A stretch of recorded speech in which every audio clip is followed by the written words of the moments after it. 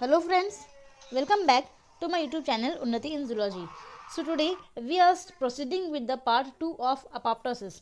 जो टॉपिक अपन ने लास्ट और प्रीवियस वीडियो में पढ़ा था जिसका नाम था apoptosis, वही टॉपिक अपन इस वीडियो में क्या करने वाले हैं, कंटिन्यू करने वाले हैं, क्योंकि वो टॉपिक बहुत बड़ा था और वो कुछ रिमेन उसमें पार्ट्स रह गए थे। ठीक है, तो मैं आपको दिखाती हूँ एक बार कि अपन ने लास्ट जो प्रीवियस वीडियो में है वो क्या पढ़ा था। तो देखिए, ये वो पेज है जो अपन ने लास्ट प्रीवियस वीडियो में पढ़ा था, है ना, एपोप्टोसिस या फिर सेल डेथ। जो मैंने आपको बताया था कि नेट के स्टूडेंट्स, सेट के स्टूडेंट्स एंड एमएससी बीएससी के स्टूडेंट्स के लिए टॉपिक इंपॉर्टेंट होने वाला है, बिकॉज ये नोट्स मैंने पाथफाइंडर बुक की पब्लिकेशन की जो बुक है वहाँ से मैंने लिए हैं। तो थैंक्स टू पाथफाइंडर बुक, जहाँ से मैंने ये आपके लिए इजी एंड सिंपल वे में नोट्स प्रिपेयर किए हैं, ताकि आप अपने एमएससी एग्जाम्स में या फिर नेट के एग्जाम में या आने वाले सेट के एग्जाम में क्लियर कर सके यहाँ से आने वाले क्वेश्चंस को। ठीक है, तो लेट्स स्टार्ट फ्रॉम इंट्रोडक्शन। सबसे पहले मैं आपको बताने वाली हूँ कि प्रीवियस वीडियो में अपन ने क्या पढ़ा है। तो प्रीवियस वीडियो में अपोप्टोसिस के बारे में अपन ने देखा था डेफिनेशन, कि अपोप्टोसिस का मतलब होता है सेल डेथ। जब कोई सेल मर जाती है, नेचुरली जब मरती है, तो उसे अपोप्टोसिस कहते हैं। ठीक है, इसके बाद अपन ने इसका इंपॉर्टेंस देखा था। उसके बाद हमने देखा था कैरेक्टरिस्टिक्स, कि कोई सेल कब मरेगी, उसमें क्या लक्षण दिखाई देंगे। तो फर्स्ट वन इज उसका डीएनए कॉम्पैक्ट हो जाएगा, ब्लेबिंग हो जाएगी, क्रोमैटिन कंडेंस हो जाएगा, डीएनए उसका टूटने लग जाएगा, एंड फाइनली सेल जो है वो फैगोसाइज कर ली जाएगी किलर लिम्फोसाइट्स के द्वारा। ठीक है, उसके बाद अपन ने देखा था आइडेंटिफिकेशन, कि कैसे अपन पहचान करेंगे कि ये सेल मरने वाली है। तो उसके लिए मैंने आपको कहा था कि फॉस्फोटाइडिल सेरीन जो होता है, जो सेल मेम्ब्रेन की कंपोजिशन में पाया जाता है लिपिड में। ठीक है, तो ये जो फॉस्फोटाइडिल सेरीन है, ये इनसाइड द मेम्ब्रेन ज़्यादा होता है तब जब एक नॉर्मल सेल होती है। लेकिन अगर एक सेल को अपोप्टोसिस करना है तो वो जो पीएस है, फॉस्फोटाइडिल सेरीन है, वो बाहर की तरफ आउटर लिफलेट में ज़्यादा आ जाता है। ठीक है, इसके बाद अपन ने पढ़ा था मैकेनिज्म में अपन ने देखा था 3 pathways. The first one was extrinsic, intrinsic and perforin granzyme pathway. तो ये 3 पाथवे अपन ने पढ़े थे। ठीक है, उसके बाद मैंने आपको बताया था की पॉइंट्स, कि अपोप्टोसिस जो है एक्चुअली डिपेंडेंट किस पे है। तो यहाँ में हमने बात की थी कैस्पेज की। तो apoptosis is a caspase dependent pathway, और कैस्पेज क्या होता है, it is a cys dependent aspartate specific protease. ठीक है, और सारे के सारे कैस्पेज जो होते हैं वो कैसे होते हैं, इनएक्टिव फॉर्म में सिंथेसाइज किए जाते हैं, लेकिन बाद में इनको एक्टिव किया जाता है। ठीक है, तो इतना सब कुछ इंट्रोडक्शन था जनरल, जो मैं आपको पहले प्रीवियस वीडियो में बता चुकी हूँ। ठीक है, so now let's start on the today's topic and today's video. So let's start with today's topic, that is about your mechanism of apoptosis, कि एक्चुअल में जो 3 अपन ने पाथवेज देखे थे एपोप्टोसिस के, वो होते कैसे हैं, अब वो हम अपन डीपली पढ़ने वाले हैं। तो सबसे पहला जो पाथवे अपना होने वाला है वो है एक्सट्रिंसिक पाथवे और कैस्पेज डिपेंडेंट पाथवे। इसे एक्सट्रिंसिक पाथवे इसीलिए कहते हैं क्योंकि यहाँ पे जो डेथ सिग्नल्स आते हैं वो फ्रॉम आउटसाइड द सेल आते हैं, सेल के बाहर से आते हैं ना, इसलिए एक्सोजेनस सिग्नल्स कहलाते हैं वो। तो देखिए, इसमें फर्स्ट स्टेप क्या होने वाला होता है। फर्स्ट स्टेप में क्या होता है कि सिग्नल्स आएंगे सेल के बाहर से, और जो सिग्नल लेकर आएगी सेल, उसे अपन किलर लिम्फोसाइट की सेल कहते हैं, क्योंकि वो किल करने के लिए आई है, इसलिए किलर लिम्फोसाइट सेल इसे कहते हैं। इसके पास जो लिगेंड्स होते हैं वो लिगेंड्स डेथ लिगेंड कहलाते हैं। ठीक है, और इन डेथ लिगेंड का नाम है FASL, this L stand for ligand. तो ये FASL का मतलब डेथ लिगेंड है। तो ये जो मैंने स्टेप 1 बनाया है, स्टेप 1 में अपन ने क्या देखा है कि एक्सोजेनस सिग्नल्स आए, सिग्नल बाहर से आए, FASL लिगेंड लेकर आए, और ये जो लिगेंड है ये डेथ लिगेंड कहलाता है, और जो ये सिग्नल लाने वाली सेल है इसका नाम है किलर लिम्फोसाइट सेल। ये था फर्स्ट स्टेप। अब देखिए, एक एक्सट्रिंसिक पाथवे में सेकंड स्टेप क्या होता है, जिस सेल को अपोप्टोसिस होना है ना, ये जो सेल है ये अपोप्टोसिस होने वाली सेल है, कि इसका अपोप्टोसिस होना है, तो इसके पास रिसेप्टर्स होते हैं। इसके पास क्या होते हैं, रिसेप्टर्स। जैसे मैंने अभी आपको बताया भी था कि फॉस्फोटाइडिल सेरीन जो है वो आउटर लिफलेट की तरफ ज़्यादा हो जाएगा, और जब वो आउटर लिफलेट की तरफ ज़्यादा हो जाएगा तब ये रिसेप्टर्स, कौन से, FAS रिसेप्टर्स एक्टिव हो जाएंगी। अब क्योंकि ये FAS रिसेप्टर्स डेथ लिगेंड को एक्सेप्ट करते हैं, इसीलिए इन्हें हम डेथ रिसेप्टर्स कहते हैं। ठीक है, अब जो FAS रिसेप्टर्स या फिर डेथ रिसेप्टर्स है, इनके इंट्रिंसिक साइड में, इंट्रिंसिक मतलब इनके अंदर के साइड में जो पार्ट होता है इनका, उसे डेथ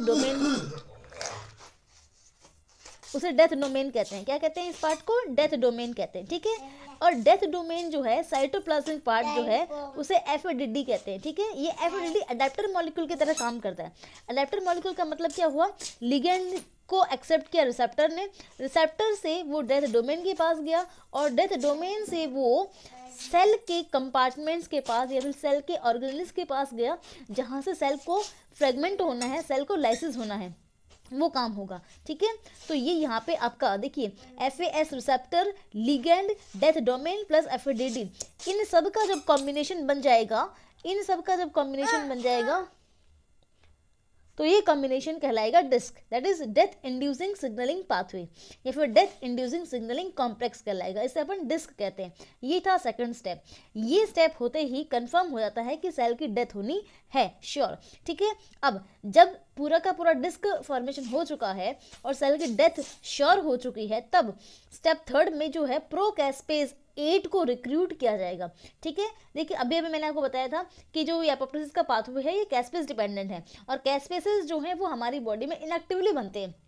पहले ये इनएक्टिव फॉर्म में रहते हैं, बाद में इनको एक्टिव फॉर्म में कन्वर्ट किया जाता है। ठीक है, तो देखिए यहाँ पर क्या है कि पहले प्रोकैस्पेज 8 को एक्टिवेट रिक्रूट किया जाएगा, यानी कि उसको लिया जाएगा और रिक्रूट करने के बाद उसको एक्टिवेट किया जाएगा। पहले वो रिक्रूट होगा, फिर वो एक्टिव होगा। जैसे ही कैस्पेज 8 एक्टिव होगा, ये इंड्यूस करेगा कैस्केड्स को, कैस्पेज कैस्केड्स का मतलब सीक्वेंस ऑफ इवेंट्स, लगातार 1 by 1 इवेंट्स होंगे जिसमें एक्टिवेटेड कैस्पेज जो है कैस्पेज 8, फिर बाद में क्या करेगा कैस्पेज 3 को एक्टिवेट।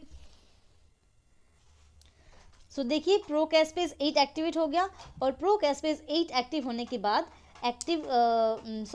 एक्टिवेटेड कैस्पेज 8 को किया गया और कैस्पेज 8 एक्टिव होते ही जो कैस्केड ऑफ इवेंट्स हैं वो शुरू हो गए हैं, जिससे एपोप्टोसिस इंड्यूस हो जाएगा। और एपोप्टोसिस इंड्यूस हो जाएगा, इसका मतलब सेल का फ्रेगमेंटेशन शुरू हो जाएगा, सेल का लाइसिस शुरू हो जाएगा, सेल के जो DNA है वो टूटना शुरू हो जाएगा, सेल कॉम्पैक्ट हो जाएगी, कंडेंस हो जाएगी, क्रोमैटिन उसका टूट जाएगा, फाइनली सेल के सारे सेल ऑर्गेनेल्स डीजेनरेट हो जाएंगे एंड फैगोसाइटोसिस हो जाएगा लास्ट में सेल का।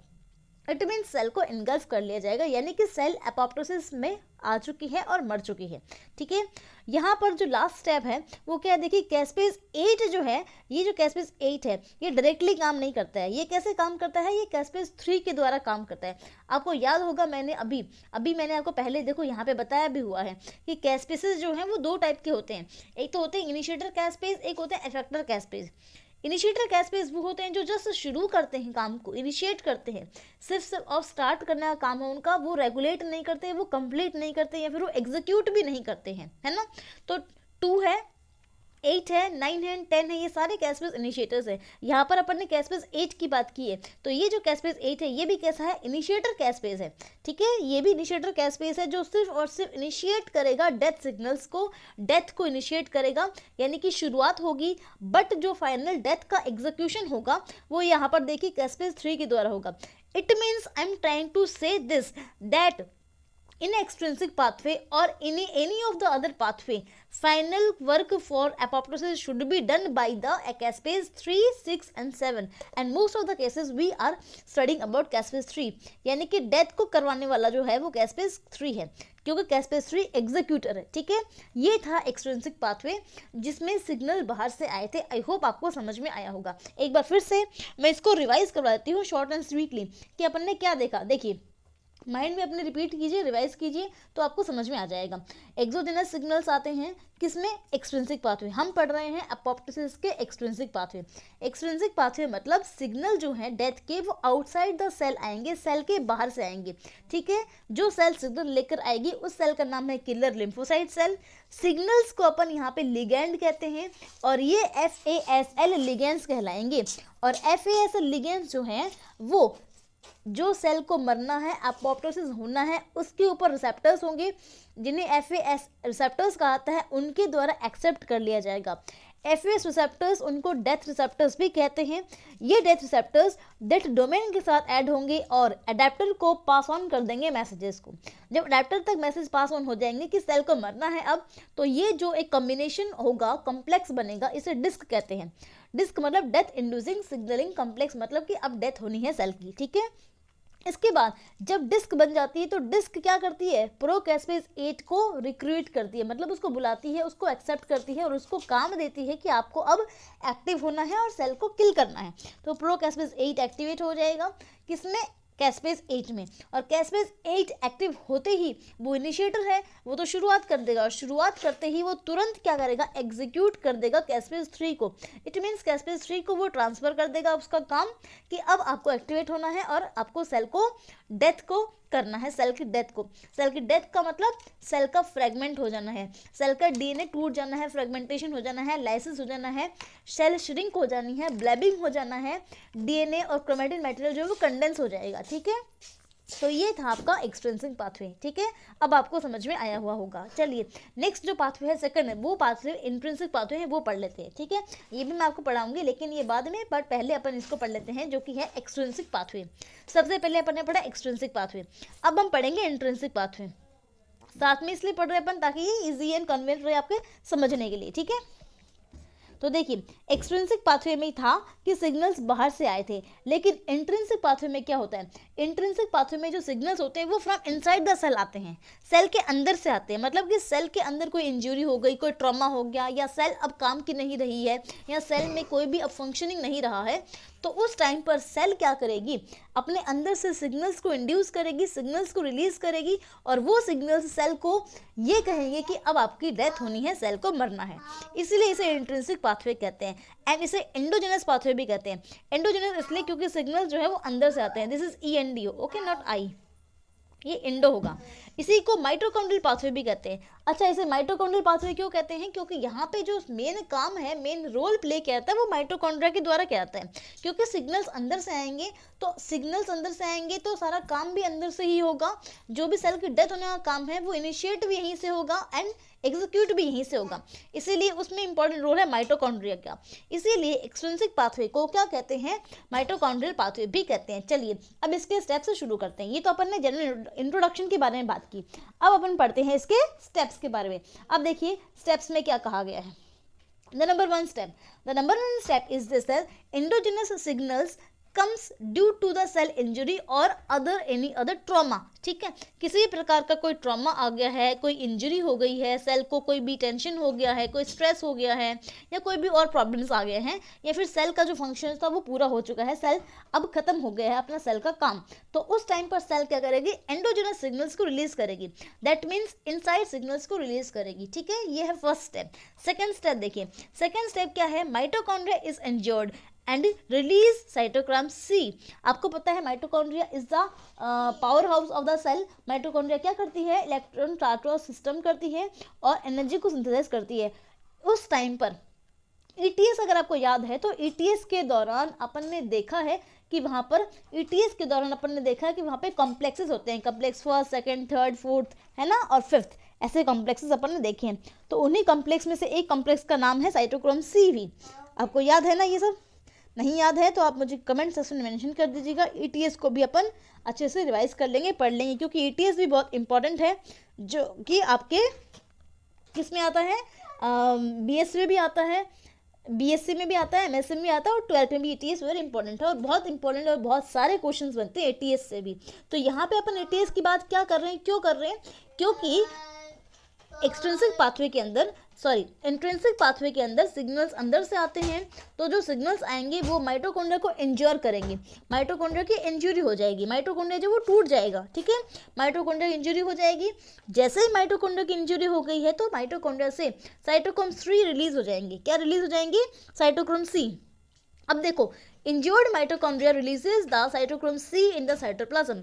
साइटोप्लाज्म के अंदर साइटोक्रोम C जो है वो माइटोकॉन्ड्रिया से रिलीज हो जाएंगे। और आपको पता है कि सेल जितनी ज़्यादा फंक्शनल है, जितना ज़्यादा काम करती है, उतने ही ज़्यादा उसके अंदर माइटोकॉन्ड्रिया होते हैं, और उतने ही ज़्यादा माइटोकॉन्ड्रिया फ्रैगमेंट होंगे, इंजर्ड होंगे, तो उतने ही ज़्यादा साइटोक्रोम C रिलीज होंगे। और माइटोकॉन्ड्रिया से साइटोक्रोम C रिलीज होने की वजह से ही इस पाथवे को इंट्रिंसिक पाथवे और माइटोकॉन्ड्रियल पाथवे भी कहा जाता है। ठीक है, नेक्स्ट स्टेप थर्ड। अब देखिए स्टेप थर्ड में cytochrome C binds to APAF। अब जो ये साइटोक्रोम C निकले वो क्या करेंगे, कहाँ जाएंगे, तो ये जो साइटोक्रोम C है, देखिए मैंने डायग्राम बना के बताया आपको सिंबॉलिक वे में। ठीक है, तो ये साइटोक्रोम C जो है वो जाके बाइंड हो जाएंगे एक एडेप्टर प्रोटीन से, जिसका नाम है APAF, that is apoptotic protease activating factor. ठीक है, APAF नाम याद रखना आपको, APAF1, apoptotic protease activating factor. Cytochrome C जो है वो माइटोकॉन्ड्रिया की इंजुरी से निकला था। माइटोकॉन्ड्रिया की इंजुरी से साइटोक्रोम सी रिलीज होकर एक अडेप्टर प्रोटीन से जाके जुड़ जाता है। अडेप्टर प्रोटीन का नाम है APAF1, ठीक है। और इस APAF1 का मतलब है एपोप्टोटिक प्रोटीएज एक्टिवेटिंग फैक्टर, ठीक है। यानी कि साइटोक्रोम सी जो है वो APF से जाके जुड़ गया। अब जैसे ही साइटोक्रोम सी APF से जाके जुड़ गया है तो जो कॉम्प्लेक्स बनेगा इन दोनों का उसे अपन कहेंगे अपोप्टोसोम। क्या कहेंगे उसे अपन? अपोप्टोसोम कहेंगे। And what is apoptosome? Apoptosome is the body which will help the cell to die. Cell को मरना है और सेल की डेथ होनी है, उसके लिए जो मेन इंपॉर्टेंट बनेगा प्रोसेस वो बनेगा अपोप्टोसोम। यानी कि अगर अपोप्टोसोम बन गया तो वही सेम बात है, अपोप्टोसोम बनते ही सेल की डेथ होना श्योर है, ठीक है। अब देखिए अपोप्टोसोम बनते ही ये जो पाथवे है ये क्या करेगा, ये प्रोकैस्पेज 9 को रिक्रूट कर लेगा, ठीक है। रिक्रूट मतलब प्रोकैस्पेज 9 को ये क्या कर लेंगे, अपने अंदर ले आएंगे। और प्रोकैस्पेज 9 आपको पता होना चाहिए, procaspase 9 are inactive form of caspase 9, ठीक है। तो इनएक्टिव फॉर्म है कैस्पेज 9 के। तो ये देखिए ये जो ब्लैक डॉट्स मैंने बनाए हैं, ये ब्लैक डॉट्स तो साइटोक्रोम सी हैं। ये जो इस प्रकार जो आपके सेमी सर्कुलर वे में है, जो ये है APAF, और जो रेड सिग्नल्स यहाँ बनाए हैं मैंने, ये प्रोकैस्पेज 9 है। इट मीन्स इच के साथ प्रोकैस्पेज 9 सिग्नल बन जाएंगे। तो ये बन गई है आपकी अपोप्टोसोमिक बॉडी। ये क्या बन गई है? अपोप्टोसोमिक बॉडी। इट मीन्स अब सेल की डेथ को कोई नहीं रोक सकता, अब सेल की डेथ होनी ही है, फ्रेगमेंटेशन उसका होना ही है। यही है स्टेप 3 जो वेरी इंपॉर्टेंट है इंट्रिंसिक या फिर माइटोकॉन्ड्रियल पाथवे में, ठीक है। अब देखिए स्टेप 4। अब है स्टेप 4। देखिए जैसे ही प्रोकैस्पेज इनएक्टिव था, अब इसके साथ जुड़ गया है, तो इसके जुड़ते ही प्रोकैस्पेज जो 9 था वो इनएक्टिव फॉर्म से कन्वर्ट हो गया एक्टिव के अंदर, और एक्टिव के अंदर कन्वर्ट होते ही इसका नाम हो जाएगा कैस्पेज 9।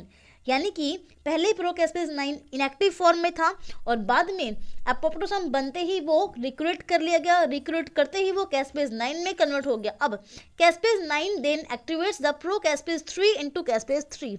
अब वही सेम बात मतलब क्या, यहाँ पे अपन ने क्या पढ़ा था, इनिशिएटर है 9 तो, लेकिन एग्जीक्यूट तो कैस्पेज 3 ही करेगा।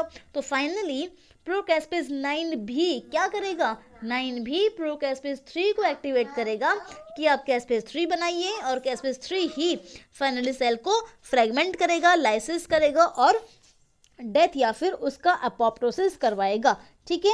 तो देखिए इसमें अपन ने क्या पढ़ा, इंट्रिंसिक पाथवे में अपन ने क्या पढ़ा कि मेन इंपॉर्टेंट रोल जो था वो प्रोकैस्पेज 9 का था, और फाइनली है ना, फाइनली दोनों में ही इंट्रिंसिक पाथवे में भी एक्सट्रिंसिक पाथवे में भी कैस्पेज 9 के और 8 के बाद 3 ने ही काम किया है। कैस्पेज 3 ही मेन इंपॉर्टेंट है जो एग्जीक्यूशन का काम करता है। देखिए मैं क्या समझाने की कोशिश कर रही हूँ आपको कि एक्सट्रिंसिक पाथवे और इंट्रिंसिक पाथवे आप साथ में पढ़ेंगे। कैसे पढ़ेंगे? आप वर्सेस पर पढ़ेंगे, यानी कि जब आप इनको कंपैरेटिव वे में पढ़ेंगे तो आपको इजीली एंड कन्वीनियंटली समझ में आ जाएंगे और आपको याद भी रहेंगे। तो एक्सट्रिंसिक पाथवे में अपन ने क्या देखा, सिग्नल बाहर से आए थे। इंट्रिंसिक पाथवे में क्या देखा, सिग्नल अंदर से आए थे। एक्सटेंसिव पाथवे में FASL ligand, FAS receptors, DISC बनी थी, लेकिन इंट्रिंसिक पाथवे में ऐसा कोई डिस्क फॉर्मेशन नहीं होता, माइटोकॉन्ड्रियल इंजरी होती है और माइटोकॉन्ड्रिया से साइटोक्रोम सी रिलीज होते हैं, ठीक है। उसके बाद सेम चीज़ है वहाँ पे प्रोकैस्पेज, एक्सट्रिंसिक पाथवे में प्रोकैस्पेज 8 एक्टिव होता है, इंट्रिंसिक पाथवे में प्रोकैस्पेज 9 एक्टिवेट होता है, ठीक है। कैस्पेज 8 क्या करता है, रिक्रूट करता है कैस्पेज 3 को, फाइनली कैस्पेज 3 ही आएगा, और इंट्रिंसिक पाथवे में भी फाइनली कैस्पेज 3 ही आएगा। दोनों में ही कैस्पेज 3 आएगा। देखिए यहाँ पर भी कैस्पेज 3 आया है और यहाँ पर भी ये देखिए कैस्पेज 3 ही आया है, और दोनों में ये कैस्पेज 3 ही क्या करेगा, सेल फ्रेगमेंटेशन, सेल का लाइसिस एंड सेल को अपोप्टोसिस करवाएगा, इसी के लिए रेस्पॉन्सिबल है। तो ये था एक्सट्रिंसिक एंड इंट्रिंसिक पाथवे। अब अपना एक और पाथवे बचा है जो लास्ट पाथवे, दैट इज जो ग्रांड एंजाइम परफोरिन पाथवे, ठीक है। चलिए अब इसको पढ़ लेते हैं। देखो मैंने इसको पहले क्यों नहीं पढ़ाया, because this is a unique pathway और this is different pathway from both of this. इन दोनों से अलग पाथवे है ये, इसीलिए मैं इसको अलग से यहाँ बता रही हूँ, बट है तो ये भी एपोप्टोसिस का ही पाथवे, तो इसीलिए इसको भी अपन पढ़ लेते हैं। इसे बोलते हैं ग्रैंड एंजाइम परफोरिन पाथवे, क्योंकि यहाँ पर जो इंपॉर्टेंट रोल प्ले करने वाले होते हैं वो प्रोटीन्स होते हैं जिनके नाम है ग्रैंड एंजाइम एंड परफोरिन, ठीक है। तो देखिए मैंने यहाँ पर डायग्रामेटिकली आपको समझाया है, ये जो ये मैंने आपको बनाया है जो रेड पेन से, ये आपका सेल मेम्ब्रेन है। ये क्या है? ये है सेल मेम्ब्रेन। आपको पता है सेल मेम्ब्रेन की लिपिड बाइलेयर होती है, तो मैंने ये लिपिड की बाइलेयर बनाई है। और इसके अंदर ये जो है ये परफोरिन क्या है? एंजाइम प्रोटीन है। तो इसके अंदर ये परफोरिन प्रोटीन है, ठीक है। अब जैसे ही परफोरिन प्रोटीन आएगा वो क्या करेगा? परफोरिन प्रोटीन दो काम करता है। एक तो ये ग्रैंड एंजाइम ए को एक्टिवेट करता है, दूसरा ये ग्रैंड एंजाइम बी को एक्टिवेट करता है। जब ये ग्रैंड एंजाइम ए को एक्टिवेट करता है तो कैस्पेज इंडिपेंडेंट पाथवे चलता है। कैस्पेज इंडिपेंडेंट मतलब यहाँ पे कैस्पेज का रिक्रूटमेंट नहीं होगा, बिना कैस्पेज के ही सेल की डेथ को कराया जाएगा, ठीक है। कैसे कराया जाएगा? देखिए, caspase grand enzyme A active होगा, ग्रैंड एंजाइम ए एक्टिवेट होते ही वो इंड्यूस करेगा डीएनए फ्रेगमेंटेशन को एंड डीएनए डिग्रेडेशन को, और फाइनली सेल जो है वो टूट जाएगी, ठीक है। तो यहाँ पे कैस्पेज का कोई रोल नहीं आया, इसीलिए ये कैस्पेज इंडिपेंडेंट पाथवे है। कब? जब परफोरिन ग्रैंड एंजाइम ए को क्या करेगा? एक्टिवेट करेगा या पकड़ेगा या फिर उसको रिसीव करेगा। दूसरा है आपका ग्रैंड एंजाइम बी। दूसरा क्या आपका? Granzyme B. Granzyme B में क्या होता है? ग्रैंड एंजाइम बी में ये देखिए यहाँ पे एरो है। ग्रैंड एंजाइम बी में क्या होता है कि कैस्पेज डिपेंडेंट पाथवे शुरू होता है, और वही सेम कैस्पेज 9 है, कैस्पेज 10 है, कैस्पेज 8 है, उनको एक्टिवेट किया जाएगा। फिर फाइनली कैस्पेज 3 आएगा और कैस्पेज 3 एपोप्टोसिस करवाएगा, ठीक है। इट मीन्स आप कह सकते हैं कि ग्रैंड एंजाइम परफोरिन पाथवे जो है वो एक्सट्रिंसिक और इंट्रिंसिक दोनों को मिलाकर के बनता है, या फिर दोनों का कॉम्बिनेशन है, ठीक है। जब दोनों ही काम ना करें या दोनों ही काम एक साथ करना चाहें तो आपका ये पाथवे बनता है। तो ये आपका क्या था? एपोप्टोसिस था, ठीक है। तो मैंने अपनी तरफ से पूरी कोशिश की है एपोप्टोसिस को आपको अच्छे से समझाने के लिए। ये सारे के सारे नोट्स बेटा इंपॉर्टेंट हैं सभी एमएससी के बच्चों के लिए, बीएससी के बच्चों के लिए, और नेट और सेट के एग्जाम देने वाले बच्चों के लिए। तो I request you and recommend you to watch the part 1 of this video before proceeding this, क्योंकि पार्ट 1 अगर आप नहीं देखेंगे तो आपको ये वीडियो समझ में नहीं आएगा इजीली, ठीक है। तो पार्ट 1 आपको देखना है, जिसका लिंक मैं डिस्क्रिप्शन बॉक्स में डाल दूंगी। इसके बाद अगर पार्ट 2 देखना है, अपने दोस्तों के साथ, कलीग्स के साथ शेयर करना है, ताकि सबको ये वीडियो समझ में आए और इजी लगे। और अगर कोई भी आपकी रिव्यूज़, कमेंट्स या आपकी कोई भी जो आपका पॉइंट ऑफ व्यू रहता है कि वीडियो में क्या कमी है क्या नहीं है, या फिर आपको अगर ये कुछ क्लियर नहीं दिख रहा है, या आपको ये जो मेरे नोट्स बनाए हुए हैं ये समझ नहीं आ रहे हैं, तो आप मुझे प्लीज़ कमेंट सेक्शन में मेंशन कीजिएगा। I will be there to help you, and मैं अपने आप को और भी इम्प्रूव करने की कोशिश करूँगी। जितना आप सब्सक्राइब करेंगे चैनल को, जितना आप शेयर करेंगे, उतना ही हमारा हौसला बढ़ेगा आपको और अच्छा मैटर देने के लिए। So thank you so much for watching the video guys. मिलते हैं अगले वीडियो में, तब तक के लिए keep safe, keep studying, be safe, be alert. Apoptosis topic इतना बड़ा है कि अभी ये पूरा नहीं हुआ है, मैंने जस्ट इसका ओवरव्यू, या फिर आप कह सकते हो कि आपके लिए जितना इंपॉर्टेंट है उतना ही बताया है। इसके अलावा भी और बहुत सारी चीज़ें इस एपोप्टोसिस के टॉपिक में होती हैं जो अभी अपने लिए इतनी इंपॉर्टेंट नहीं है, ठीक है। इसीलिए मैंने आपको इतना ही अभी बताया है, ठीक है। अगर आप चाहेंगे तो मैं इसी वीडियो को और पार्ट 3 में भी इंक्लूड कर दूंगी, जिसमें अपन और भी एपोप्टोसिस के बारे में पढ़ सकते हैं। That depends on all about you, कि आप कितना शेयर करते हैं और कितना इस वीडियो में अपने कमेंट्स एंड लाइक्स देते हैं, कि अपन पार्ट 3 भी बनाएं और आपको इसके बारे में जो बचा हुआ, कुछ ज़्यादा कुछ नहीं बचा है, थोड़ा बहुत बचा पार्ट है, वो भी मैं आपको बता सकूँ। Thank you so much for watching the video guys. मिलते हैं अगले वीडियो में। Thanks for watching. Keep sharing, like share and subscribe कर दीजिएगा। Thank you so much.